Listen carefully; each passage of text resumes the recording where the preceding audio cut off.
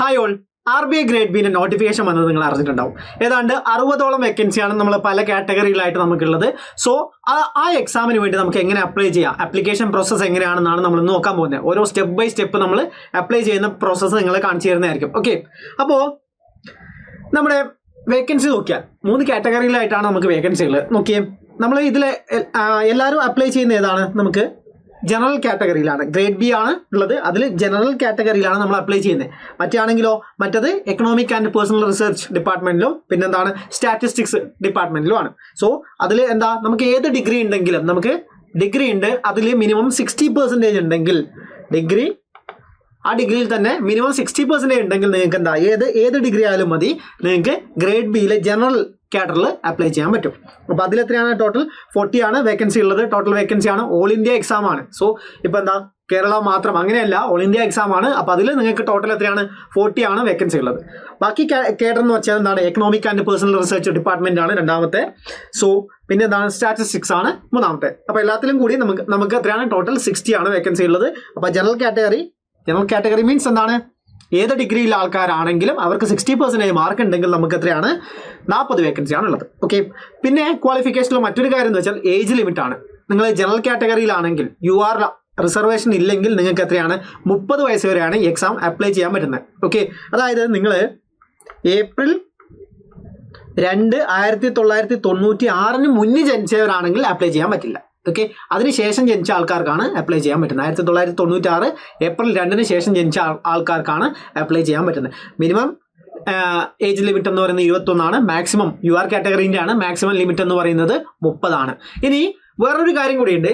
നമ്മുടെ എക്സാം എന്ന് പറയുന്നത് നിങ്ങൾക്ക് 3 സ്റ്റേജ് ആണെന്ന് അറിയാം. അതായത് പ്രിലിമിനറി എക്സാം ഉണ്ട്, മെയിൻസ് ഉണ്ട്, പിന്നെ ഇൻ്റർവ്യൂ ഉണ്ട്.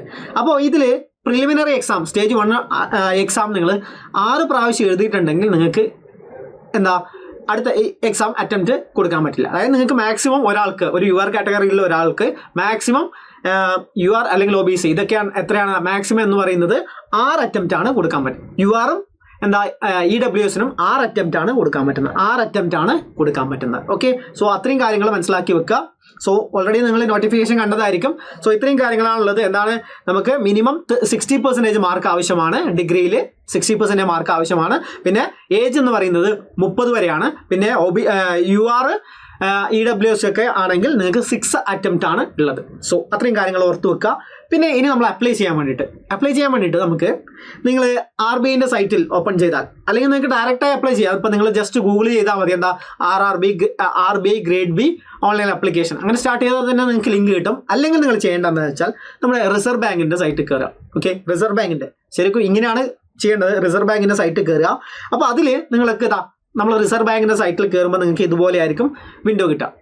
ഓക്കെ, അപ്പോൾ അതിൽ ഏറ്റവും താഴെ നിങ്ങൾ പോയാൽ, അപ്പോൾ ഇതുപോലെ നിങ്ങൾ ഓപ്പൺ ചെയ്യുമ്പോൾ തന്നെ നിങ്ങൾ RBI.org.in ചെയ്യുമ്പോൾ തന്നെ നിങ്ങൾക്ക് ഇങ്ങനെ ആയിരിക്കും കിട്ടുക. അപ്പോൾ അതിൻ്റെ ഏറ്റവും താഴെ പോയാൽ നമുക്കിതാ ഇങ്ങനെയുള്ളൊരു ഇത് കിട്ടും. എന്താ, റിക്രൂട്ട്മെൻറ്റ് റിലേറ്റഡ് അനൗൺസ്മെൻറ്റ് എന്നുള്ള ഒരു ഇത് കിട്ടും. ഓക്കെ, സോ അപ്പോൾ അതിൽ ക്ലിക്ക് ചെയ്യുക. അതിൽ ക്ലിക്ക് ചെയ്താൽ നിങ്ങൾക്ക് ഇത് ഇങ്ങനെ ആയിരിക്കും കിട്ടുക. ഇങ്ങനെ ഒരു വിൻഡോ കിട്ടും.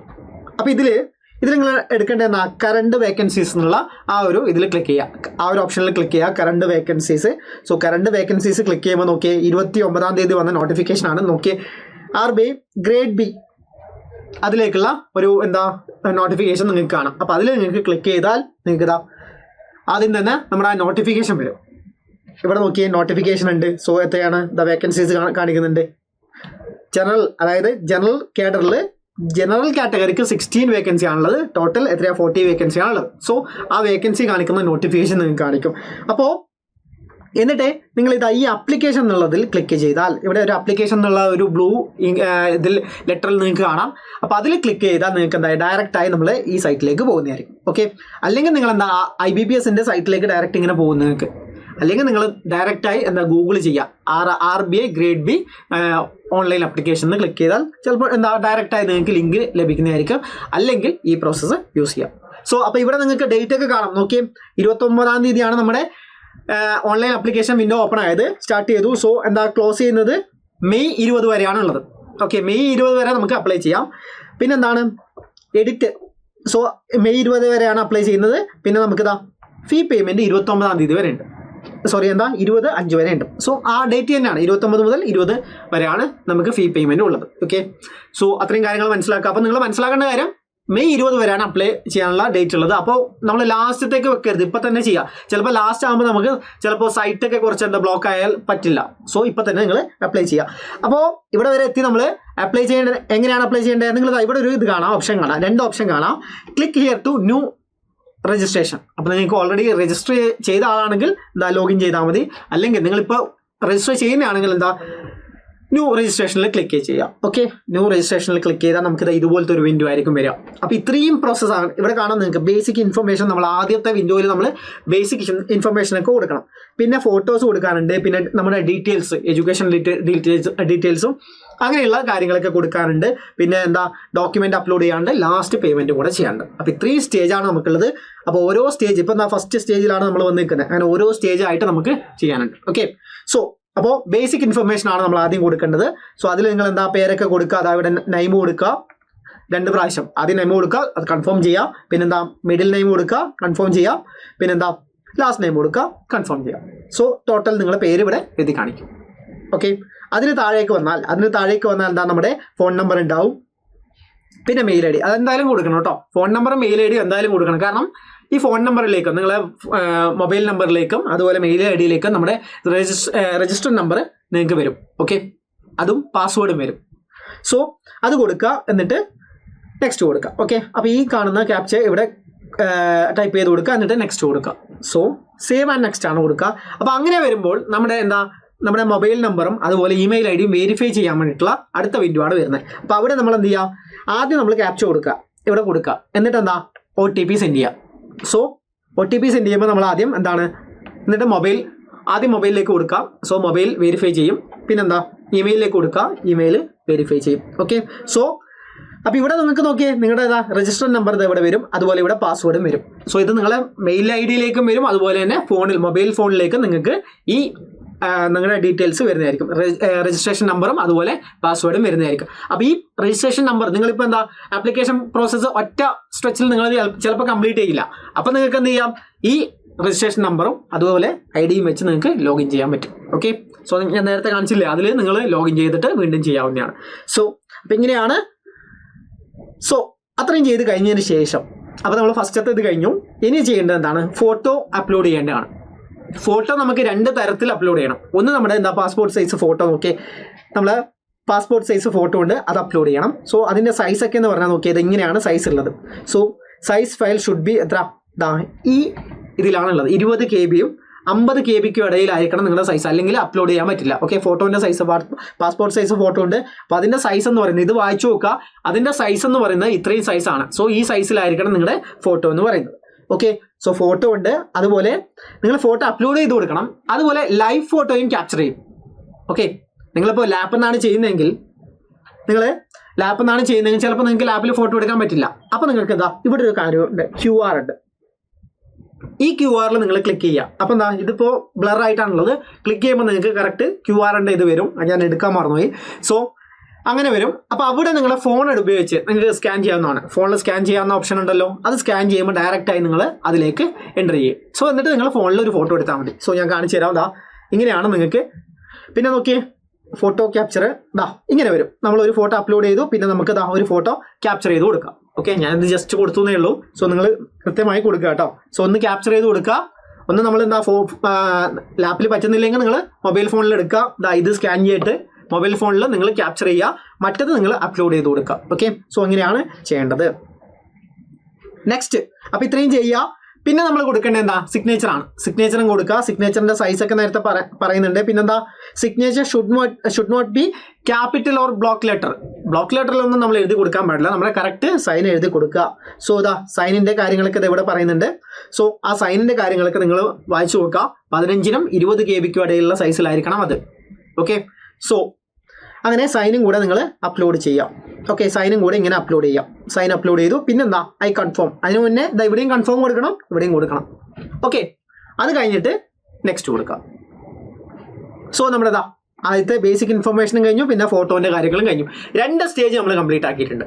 നെക്സ്റ്റ് നോക്കേണ്ടത് ബേസിക് ഡീറ്റെയിൽസ് ആണ്. ബേസിക് ഡീറ്റെയിൽസ് എന്ന് പറയുമ്പോൾ നമ്മുടെ ഏത് പോസ്റ്റിലേക്കാണ്, ഇപ്പം നമ്മൾ ഏത് പോസ്റ്റിലേക്കാണ്, നമ്മൾ ആദ്യത്തെ പറഞ്ഞില്ലേ ജനറൽ പോസ്റ്റ് ഉണ്ട്, പിന്നെ department of economic and personal research ഉണ്ട്, പിന്നെന്താ സ്റ്റാറ്റിസ്റ്റിക്സ് ഉണ്ട്. അപ്പോൾ ഏതിലേക്കാണ് നമ്മൾ കൊടുക്കുന്നതെന്ന് നോക്കാം. നമ്മൾ ജനറൽ ആയിരിക്കില്ലേ, നിങ്ങൾ അധികം കൂടുതൽ ആൾക്കാരും ജനറൽ ആയിരിക്കും. സോ ജനറൽ കൊടുക്കുക. പിന്നെന്താ ഏതാ കാറ്റഗറി, നിങ്ങൾ SC ആണോ ST ആണോ OBC ആണോ, അപ്പോൾ അതൊക്കെ കൊടുക്കുക. ഇപ്പം നിങ്ങൾ ജനറൽ കൊടുത്താൽ ഇതുപോലെ ഈ ബാക്കിയുള്ള വിൻഡോക്ക് ഇങ്ങനെ കാണും, ബാക്കിയുള്ള ഓപ്ഷൻ ഇങ്ങനെ കാണും. ഇനി നിങ്ങൾ OBC കൊടുത്താൽ നിങ്ങൾ കാസ്റ്റ് സർട്ടിഫിക്കറ്റ്, അതായത് എന്താ നിങ്ങളുടെ NCL സർട്ടിഫിക്കറ്റ് ഉണ്ടല്ലോ, അതിൻ്റെ ഡീറ്റെയിൽസ് കൊടുക്കണം. സോ അതിൻ്റെ സർട്ടിഫിക്കറ്റ് ഡേറ്റ് കാര്യങ്ങളൊക്കെ കൊടുക്കണം. പിന്നെന്താ നമ്പർ കൊടുക്കണം. ഓക്കെ, സോ ആ നമ്പറും ഇവിടെ കൊടുക്കണം. ഓക്കെ, സോ അത്രയാണുള്ളത്. പിന്നെന്താ ഡിസേബിലിറ്റി ഉണ്ടോ, അതൊക്കെ ആ ഡീറ്റെയിൽസ് ഒക്കെയാണ് ചോദിക്കുന്നത്. പിന്നെ നോക്കിയേ, പിന്നെന്താ ഇത്രയും കാര്യങ്ങൾ കൊടുത്തു. പിന്നെന്താ നിങ്ങൾക്ക് എന്തെങ്കിലും ഡിസേബിലിറ്റി ഉണ്ടോ, ഡിസേബിൾഡ് ആണോ, അപ്പോൾ അതൊക്കെ കൊടുക്കുക, ഡീറ്റെയിൽസ് കൊടുക്കുക. അപ്പോൾ ഉണ്ടെങ്കിൽ സ്ക്രൈബിൻ്റെ ഡീറ്റെയിൽസും കൂടെ കൊടുക്കാൻ വരും. സോ അങ്ങനെ വന്നാൽ സ്ക്രൈബിൻ്റെ ഡീറ്റെയിൽസ് ഒക്കെ കൊടുക്കാനുണ്ട്. ഓക്കെ, അതില്ലെങ്കിൽ ഒന്നും കൊടുക്കണ്ട, അവിടെയൊക്കെ ബ്ലാങ്ക് ആയിരിക്കും. സോ സ്ക്രൈബിൻ്റെ ഡീറ്റെയിൽസും കാര്യങ്ങളൊക്കെ കൊടുക്കുക. പിന്നെന്താ MPhil ഉണ്ടോ, അങ്ങനെ ഡോക്ടറേറ്റ് PhD ഉണ്ടോ, അതൊക്കെ ചോദിക്കുന്നുണ്ട്, അതൊക്കെ കൊടുക്കുക.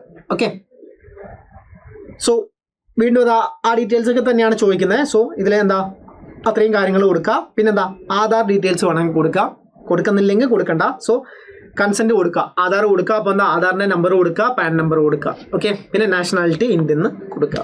ഓക്കെ, സോ ഇത്രയും കാര്യങ്ങളാണ് ചെയ്യേണ്ടത്. അതിനുശേഷമാണ് നമ്മൾ എക്സാം സെൻറ്റർ സെലക്ട് ചെയ്യണം. പ്രിലിമിനറിൻ്റെയും അത് കഴിഞ്ഞിട്ടുള്ളത്, അതായത് stage phase 1 exam centre select ചെയ്യണം.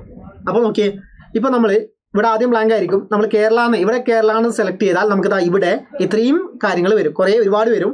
ഇവിടെ നമ്മുടെ കണ്ണൂരുണ്ട്, പിന്നെന്താ കേരളത്തിലെ ഓരോ കാര്യങ്ങളുണ്ട്, കോഴിക്കോടുണ്ട്, മലപ്പുറമുണ്ട്, തിരുവനന്തപുരമുണ്ട്, പാലക്കാട്, അങ്ങനെ എല്ലായിടത്തും ഇല്ല. ഇപ്പോൾ കാസർഗോഡൊന്നും ഇല്ല.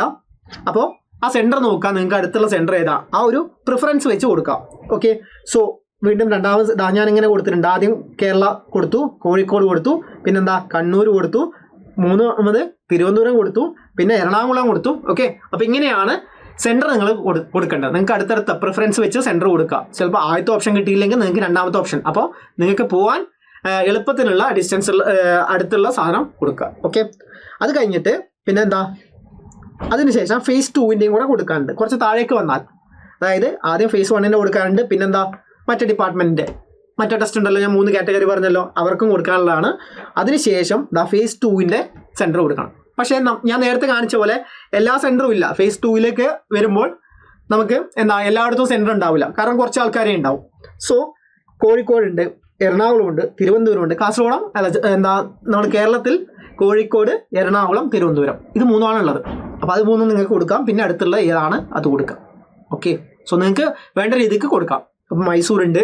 ഓക്കെ, അപ്പോൾ നിങ്ങൾ നോക്കിയിട്ട് കൊടുക്കുക. ഇതൊക്കെ ഓട്ടോമാറ്റിക് ആയിട്ട് ഇവിടെ കേഡർ വന്നോളും, സെൻറ്റർ കോഡ് വന്നോളും. ഓക്കെ, പിന്നെ നിങ്ങളുടെ ഏത് മീഡിയത്തിലാണ്, ഇപ്പോൾ ആകെ 2 ലാംഗ്വേജ് മാത്രമേ ഉള്ളൂ, ഹിന്ദിയിലുണ്ട്, ഇംഗ്ലീഷിലുണ്ട്. അപ്പോൾ നിങ്ങൾ ഏത് മീഡിയമാണ് ചൂസ് ചെയ്യുന്നത്, ഇംഗ്ലീഷ് ആയിരിക്കില്ലേ, സോ ഇംഗ്ലീഷ് ചൂസ് ചെയ്യാം.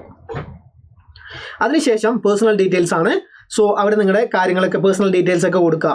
നിങ്ങൾ ഇതൊക്കെ അറിയാലോ, ഫാദറിൻ്റെ നെയിം, മദറിൻ്റെ നെയിം, മാരീഡ് ആണോ, അൺമാരീഡ് ആണെങ്കിൽ അങ്ങനെ കൊടുക്കാം. സോ പിന്നെ അഡ്രസ്സ് കൊടുക്കാം. സോ ആ ഡീറ്റെയിൽസ് ഒക്കെ കൊടുക്കുക. അതിനുശേഷം ബാങ്ക് ഡീറ്റെയിൽസും കൂടെ കൊടുക്കാനുണ്ട്. നമ്മൾ ബാങ്ക് ഡീറ്റെയിൽസും കൂടെ കൊടുക്കുക. അപ്പോൾ അത് കറക്റ്റായി കൊടുക്കുക. അപ്പോൾ അത്രയാണ് കൊടുക്കാനുള്ളത്. അതിനുശേഷം ആപ്ലിക്കേഷൻ ഫീയും കൂടെ കൊടുക്കണം. ആപ്ലിക്കേഷൻ ഫീ ഇത്രയാണ് വരുന്നത്. ഇതിപ്പോൾ ഞാൻ ജനറൽ എന്ന് കൊടുത്തുകൊണ്ടാണ്. ജനറൽ ആണെങ്കിൽ 850 പ്ലസ് 18% GST ഉണ്ട്, 18% GST കൂടെ കൂട്ടിയിട്ട് നമുക്ക് 1003 രൂപയാണ് ജനറൽ കാറ്റഗറിക്ക് ആവുന്നത്. മറ്റേ കാറ്റഗറിക്കാണോ SC ST general OBC EWS ഒക്കെയാണ് 1003 രൂപ. SC ST ആണെങ്കിൽ 100 പ്ലസ് GST. ഓക്കെ, അത്രയാണ് വരുന്നത്. സോ എന്നിട്ട് സേവ് ആൻഡ് നെക്സ്റ്റ് കൊടുക്കുക കേട്ടോ. വെരിഫൈ നിങ്ങൾ വേണമെങ്കിൽ വെരിഫൈ ചെയ്യാവുന്ന, എന്നിട്ട് സേവ് ആൻഡ് നെക്സ്റ്റ് കൊടുക്കുക. സോ അപ്പോൾ നമ്മൾ ഡീറ്റെയിൽസ് ആയി, ഇത്രയും കാര്യങ്ങളായി. അടുത്ത കാറ്റഗറിയിലേക്ക് പോകുന്നുണ്ട്. സോ അവിടെ നമ്മുടെ 2 കാറ്റഗറി ഉണ്ട്. Qualification, experience, language. സോ ഇത് നോക്കിയേ, നമ്മുടെ എഡ്യൂക്കേഷൻ ഡീറ്റെയിൽസ് ഒക്കെ കൊടുക്കാനുണ്ട്. So SSLC 10th. അപ്പോൾ അതിൽ നിങ്ങൾ എന്തൊക്കെ സബ്ജക്റ്റ് പഠിച്ചു അതൊക്കെ കൊടുക്കുക. മാത്സ്, ഇംഗ്ലീഷ്, ഹിന്ദി അതൊക്കെ കൊടുക്കുക. ഓക്കെ, എന്നിട്ട് ഏതാണ് ബോർഡ്, ഇപ്പോൾ കേരള സ്റ്റേറ്റ് ബോർഡ് ആണെങ്കിൽ അത് കൊടുക്കുക. CBSE ആണെങ്കിൽ CBSE കൊടുക്കുക. ഏത് വർഷമാണ്, ഞാൻ ജസ്റ്റ് കൊടുത്തു എന്നേ ഉള്ളൂ. സോ വെറുതെ കൊടുത്തതാണ്. സോ ആ വർഷം കൊടുക്കുക, പെർസെൻറ്റേജ് കൊടുക്കുക. ഫസ്റ്റ് ക്ലാസ് ആണെങ്കിൽ ഫസ്റ്റ് ക്ലാസ്, സെക്കൻഡ് ക്ലാസ് ആണെങ്കിൽ സെക്കൻഡ് ക്ലാസ്, പാസ് ആണെങ്കിൽ അങ്ങനെ കൊടുക്കുക. പിന്നെന്താ ഹയർ സെക്കൻഡറിൻ്റെയും കൊടുക്കുക. അവിടെ നിങ്ങൾ ഏത് പഠിച്ച സബ്ജക്റ്റ് കൊടുക്കുക, ഏത് ബോർഡാണെന്ന് കൊടുക്കുക. ഓക്കെ, സോ കേരള സ്റ്റേറ്റ് മറ്റേ നിങ്ങളുടെ എന്താ സർട്ടിഫിക്കറ്റിൻ്റെ അടിയിലുണ്ടാവും ഏതാ ബോർഡെന്ന്, അത് നോക്കുക. ഏത് വർഷം, സോ അത് കൊടുക്കുക. പിന്നെന്താ നമ്മുടെ ഡിഗ്രിയും കൊടുക്കുക. ഇപ്പോൾ ഇവിടെ ഒരുപാട് ഡിഗ്രി കൊടുത്തിട്ടുണ്ടാവും, അതിൽ പെടുന്നില്ലെങ്കിൽ നിങ്ങൾ എന്താ അതർന്ന് കൊടുക്കുക. എന്നിട്ട് താഴെ ഇപ്പോൾ ബിടെക് ആണെങ്കിൽ അതർന്ന് കൊടുത്തിട്ട് താഴെ കൊടുക്കുക. ഓക്കെ, സോ എന്നിട്ട് ഓരോ ഓപ്ഷൻ കൊടുക്കുക. നിങ്ങളുടെ യൂണിവേഴ്സിറ്റി കൊടുക്കുക, എപ്പോഴാണ് കഴിഞ്ഞതെന്ന് കൊടുക്കുക. ഓക്കെ, അങ്ങനെയൊക്കെ കൊടുക്കുക. സോ ഈ കഴിഞ്ഞ കൊടുക്കുമ്പോൾ നോക്കണം, 26 കഴിഞ്ഞെന്ന് കൊടുത്താൽ എന്താ ഇപ്പോൾ ഈ ഡേറ്റിൽ കഴിഞ്ഞാൽ പറ്റില്ല. ഓക്കെ ഓക്കെ, അപ്പോൾ അത് നോക്കുക, കറക്റ്റ് നോക്കുക. പിന്നെ നമ്മളെന്താ നമ്മളെ ഡിഗ്രിക്ക് 60% മാർക്ക് വേണം. എന്തായാലും ഡിഗ്രിക്ക് 60% മാർക്ക് ഉണ്ടെങ്കിൽ മാത്രമേ അപ്ലൈ ചെയ്യാൻ പറ്റൂ കേട്ടോ. സോ അതും ഓർത്തെടുക്കുക. ഓക്കെ, ജനറൽ കാറ്റഗറിക്ക് ഡിഗ്രിക്ക് 60% മാർക്ക് വേണം. സോ അത്രയും എഡ്യൂക്കേഷൻ ഡീറ്റെയിൽസ് കൊടുക്കുക. അതിനുശേഷം നമ്മൾ താഴേക്ക് വന്നാൽ ഇതാ ഇവിടെ ഒരു കാര്യമുണ്ട്. Do you knowledge, computer knowledge ഉണ്ടോ എന്ന് ചോദിക്കുന്നുണ്ട്. സോ കമ്പ്യൂട്ടർ നോളജ് ഉണ്ട്. അപ്പോൾ നിങ്ങളിവിടെ ഇത് കൊടുക്കുക. എത്രയാ, ഒരു 35 ക്യാരക്ടറിൽ കൊടുക്കുക കേട്ടോ. MS ഓഫീസ് ടൂൾസ് യൂസ് ചെയ്യാൻ പറ്റും. MS ഓഫീസ് ടൂൾസ്, അതുപോലെ എന്താ power point like MS office tool like power point അങ്ങനെയൊക്കെ പറഞ്ഞ് കൊടുക്കുക. സോ ഒരു 35 ക്യാരക്ടറിൽ നമ്മളവിടെ എഴുതി വെക്കുക. പിന്നെന്താണ്, പിന്നെ നിങ്ങൾ എവിടെയെങ്കിലും വർക്ക് ചെയ്തിട്ടുണ്ടോ ഉണ്ടെങ്കിൽ അതിൻ്റെ ഡീറ്റെയിൽസ് കൊടുക്കുക കേട്ടോ. എന്നിട്ട് പിന്നെ ഇതാ ഇവിടെ ആഡ് ചെയ്യാം. ആദ്യം എന്താ നിങ്ങൾക്ക് ഇപ്പോൾ ഒന്നിൽ കൂടുതൽ സ്ഥലത്ത് നിങ്ങൾ വർക്ക് ചെയ്തിട്ടുണ്ടെങ്കിൽ ഇവിടെ നിങ്ങൾക്ക് ആഡ് ചെയ്ത് കൊടുക്കാം. ഓക്കെ, അതിനുശേഷം നോക്കിയേ നിങ്ങളുടെ ലാംഗ്വേജ് ഇപ്പോൾ നിങ്ങൾക്ക് അറിയാവുന്ന ലാംഗ്വേജ് കൊടുക്കുക. അതിന് റീഡ്, റൈറ്റ്, സ്പീക്ക് അതൊക്കെ ഉണ്ടെങ്കിൽ ഇവിടെ ഇതുപോലെ ടെക്ക് കൊടുക്കുക. ഇല്ലെങ്കിൽ ഒന്നും കൊടുക്കണ്ട. ഓക്കെ, സോ അങ്ങനെ കൊടുക്കുക. വീണ്ടും സേവ് ആൻഡ് നെക്സ്റ്റ്. സോ ഇപ്പോൾ ഞാനിതൊക്കെ എസ് കൊടുത്തിട്ടുണ്ട്. അപ്പോൾ ഇവിടെ സേവ് ആൻഡ് നെക്സ്റ്റ് കൊടുക്കുമ്പോൾ നമ്മൾ ഇതുവരെ ഫില്ല് ചെയ്ത കംപ്ലീറ്റ് ആയിട്ടുള്ള ഡീറ്റെയിൽസ് നമുക്കൊന്ന് റിവ്യൂ ചെയ്യാൻ തരും. ഞാനിത് ഫുൾ എടുത്തില്ല. കംപ്ലീറ്റ് ആയിട്ടുള്ള നമ്മുടെ അഡ്രസ്സും അതുപോലെ നമ്മുടെ ഇൻഫർമേഷനും എഡ്യൂക്കേഷനും എല്ലാം കൂടിയിട്ടുള്ള ഒരു കംപ്ലീറ്റ് പേജ് നമുക്ക് തരും. അപ്പോൾ അതിൽ നിങ്ങൾ കറക്റ്റ് റിവ്യൂ ചെയ്യുക. എന്തെങ്കിലും ഉണ്ടെങ്കിൽ നമുക്ക് ബാക്കിലേക്ക് പോയിട്ട് എഡിറ്റ് ചെയ്യാവുന്നതാണ്. ഓക്കെ, ഇല്ലെങ്കിൽ എന്താ കംപ്ലീറ്റ് ചെയ്യാം. ഓക്കെ, ഇല്ലെങ്കിൽ നിങ്ങൾ കംപ്ലീറ്റ് ഇവിടെ ടിക്ക് കൊടുക്കുക. എന്നിട്ട് കംപ്ലീറ്റ് രജിസ്ട്രേഷൻ കൊടുക്കുക. സോ കംപ്ലീറ്റ് രജിസ്ട്രേഷൻ കൊടുത്താൽ നോക്കിയേ ഇത്രയും കാര്യങ്ങൾ ഓക്കെ ആയി. ഇവിടം വരെ നമ്മൾ പ്രിവ്യൂവും കൂടെ ചെയ്തു. അതിനുശേഷം നമ്മൾ ഡോക്യുമെന്റ് അപ്ലോഡ് ചെയ്യാണ്ട് എന്താ ലെഫ്റ്റ് തമ്പ് ഇംപ്രഷൻ കൊടുക്കാനുണ്ട്. പിന്നെന്താ ഹാൻഡ് റൈറ്റ് ഡിക്ലറേഷൻ, നമ്മൾ എന്താ സാധാരണ ബാങ്ക് എക്സാമിനൊക്കെ കൊടുക്കാറില്ല, ഡിക്ലറേഷൻ എഴുതി കൊടുക്കുക. ഓക്കെ, സോ ഡിക്ലറേഷൻ എഴുതി കൊടുക്കുക. അതുപോലെ SSLC സർട്ടിഫിക്കറ്റ്, നോക്കിയേ SSLC 10th സർട്ടിഫിക്കറ്റ് അത് അപ്ലോഡ് ചെയ്ത് കൊടുക്കുക. സോ എത്രയാണുള്ളത് അത് കഴിഞ്ഞിട്ട് ഇവിടെ ടിക്ക് കൊടുക്കുക. ഇത് ചെയ്യുക, സേവ് ആൻഡ് നെക്സ്റ്റ് കൊടുക്കുക. ഓക്കെ, സിമ്പിൾ ഇതാണ് പ്രൊസീജിയറാണ്. സോ സേവ് ആൻഡ് നെക്സ്റ്റ് കൊടുക്കുമ്പോൾ നമ്മുടെ ലാസ്റ്റ് സ്റ്റെപ്പിലേക്ക് എത്തി, പേയ്മെൻറ്റ്. സോ ഇവിടെ നമ്മളിതാ നേരത്തെ പറഞ്ഞ പോലെ എന്താ 850 പ്ലസ് 18% GST ആണ് UR കാറ്റഗറി EWSനൊക്കെ വരുന്നത്. സോ അത് കൊടുക്കുക. സോ ആപ്ലിക്കേഷൻ ഓക്കെ ആയിട്ടുണ്ട്. സോ നിങ്ങൾക്ക് അവിടെ നിന്ന് തന്നെ ആപ്ലിക്കേഷൻ നിങ്ങൾ ചെയ്തത് ഡൗൺലോഡ് ചെയ്ത് എടുക്കാവുന്നതാണ്. ഓക്കെ, സോ അപ്പോൾ ഇങ്ങനെയാണ് നമ്മുടെ RBI ഗ്രേഡ് ബിക്ക് അപ്ലൈ ചെയ്യുന്നത്. അപ്പോൾ ഇനി എന്താ ഇതിൽ കൺഫ്യൂഷൻ വെച്ച് നിങ്ങൾ അപ്ലൈ ചെയ്യാണ്ടിരിക്കരുത്. നിങ്ങൾ സർട്ടിഫിക്കറ്റ് ഒന്നും എന്താ NCL സർട്ടിഫിക്കറ്റ് അതൊന്നും ഇല്ലെങ്കിൽ ഇപ്പം തന്നെ അപ്ലൈ ചെയ്യാം. ഓക്കെ, സോ നല്ലൊരു മികച്ചൊരു പോസ്റ്റാണ്. കോമ്പറ്റീഷൻ കുറച്ച് കൂടുതലായിരിക്കും, കാരണം എന്താ വേക്കൻസി കുറവാണ്. നല്ല അത്രയും മികച്ച പോസ്റ്റാണ്. സ്റ്റാർട്ടിങ്ങിൽ തന്നെ എന്താ 1.5 ലക്ഷത്തിലധികം സാലറി വാങ്ങുന്ന ഒരു പോസ്റ്റാണ്. പക്ഷേ ഇതിൻ്റെ സിലബസ് എന്ന് വെച്ചാൽ നമ്മുടെ പ്രിലിമിനറി എക്സാമിനാകുമ്പോൾ നമ്മൾ സാധാരണ ബാങ്ക് എക്സാമിന് കണ്ടുവരുന്ന സംഭവം തന്നെയാണ്, ജനറൽ അവയർനെസ്. അപ്പോൾ അതിൽ കറണ്ട് അഫയേഴ്സ് ആയിരിക്കും കൂടുതൽ, 80 മാർക്കിനാണ്. റീസണിങ് എന്ന് പറയുന്ന 60 മാർക്കിനാണ്. ക്വാണ്ട് അതുപോലെ ഇംഗ്ലീഷ് 30 മാർക്കിനാണ്. സോ അപ്പോൾ അങ്ങനെയാണ് നമ്മുടെ പ്രിലിമിനറി എക്സാം. മെയിൻസ് ആകുമ്പോൾ നമുക്ക് 3 പേപ്പറാണുള്ളത്. ആ 3 പേപ്പറിൽ ഓക്കെ, അറിയാത്തവർ ശ്രദ്ധിക്കണം, 3 പേപ്പറാണുള്ളത്. അതിൽ തന്നെ ഒബ്ജക്റ്റീവ് ടൈപ്പും ഉണ്ട്, ഡിസ്ക്രിപ്റ്റീവ് ടൈപ്പും ഉണ്ട്. ഓക്കെ, അപ്പോൾ അതിൽ 3 പേപ്പറിൽ ഫസ്റ്റ് പേപ്പർ ആണെങ്കിൽ എക്കണോമിക് ആൻഡ് സോഷ്യൽ ഇഷ്യൂ ആണ്. ഫസ്റ്റ് പേപ്പർ ആണെങ്കിൽ നമുക്ക് എക്കണോമിക് ആൻഡ് സോഷ്യൽ ഇഷ്യൂ എന്ന് പറയുന്ന പേപ്പറാണ്. അത് 100 മാർക്കിനാണ്. 50 മാർക്കിന് ഒബ്ജക്റ്റീവ് ടൈപ്പും ബാക്കി 50 മാർക്ക് ഡിസ്ക്രിപ്റ്റീവ് ആണ്. കമ്പ്യൂട്ടറിലാണ്, ഡിസ്ക്രിപ്റ്റീവ് ആണ്. Okay, so 50-50. സോ 100 മാർക്കിനാണ് ഫസ്റ്റ് പേപ്പർ. രണ്ടാമത്തെ പേപ്പർ ഇംഗ്ലീഷ് ആണ്, ഡിസ്ക്രിപ്റ്റീവ് ആണ്. മൂന്നാമത്തെ പേപ്പർ ഫിനാൻസ് ആൻഡ് മാനേജ്മെന്റ് ആണ്. സോ ഫിനാൻസും നിങ്ങൾ മാനേജ്മെന്റ് ഒക്കെ പഠിച്ചിട്ടുണ്ടാവും. എന്താ മാസ്ലോസ് ഹൈറാർക്കി തിയറി അങ്ങനെ കുറേ സംഭവങ്ങളൊക്കെ ഇല്ലേ. അപ്പോൾ അതൊക്കെ മാനേജ്മെന്റ് പഠിക്കണം, ഫിനാൻസ് പഠിക്കണം. ഓക്കെ, അപ്പോൾ അതിനും 50 മാർക്ക് ഒബ്ജക്റ്റീവ് ടൈപ്പാണ്, ബാക്കി 50 മാർക്ക് എന്താ ഡിസ്ക്രിപ്റ്റീവ് ആണ്. അപ്പോൾ ഇങ്ങനെയാണ് നമ്മുടെ എക്സാം വരുന്നത്. അടുത്ത സ്റ്റേജ് എന്ന് പറയുന്നത് എന്താ, ഇത് കഴിഞ്ഞാൽ അടുത്ത സ്റ്റേജ് എന്ന് പറയുന്നത് ഇന്റർവ്യൂ ആണ്. സോ ഇങ്ങനെയാണ് നമ്മളെ ഗ്രേഡ് ബിന്റെ എക്സാം പാറ്റേൺ. സോ എല്ലാവരും ഇപ്പം തന്നെ അപ്ലൈ ചെയ്യാം. ഓക്കെ, അപ്പോൾ എല്ലാവർക്കും ഓൾ ദി ബെസ്റ്റ്.